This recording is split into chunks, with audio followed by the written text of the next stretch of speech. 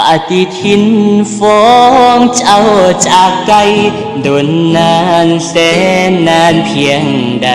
ถ้อยคำที่เว้าออกมาก่อนไปเจ้าบอกไว้บ่ดนก็มารอคอยทุกคืนและวันนั่งนับเวลา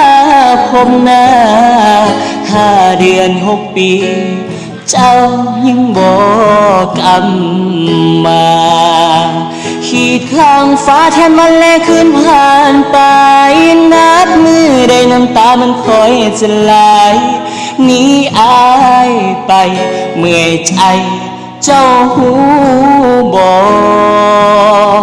ขีดข้างฟ้าบอกหัวมือได้นอเจ้าจะย้อนคืนมาหัวมอนข้างกันเหมือนเดิ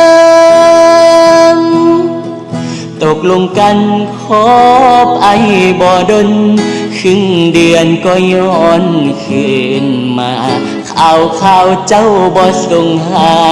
บ่เฮ็ดดังคำสัญญาที่ให้เจ้าคงบ่เคยหูใจ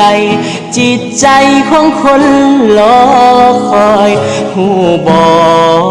ไอทุกทรมานปานใดขีดข้างฟ้าแทนวันและคืนผ่านไปนับมือได้น้ำตามันคอยจะไหลหนีอายไปเมื่อยใจ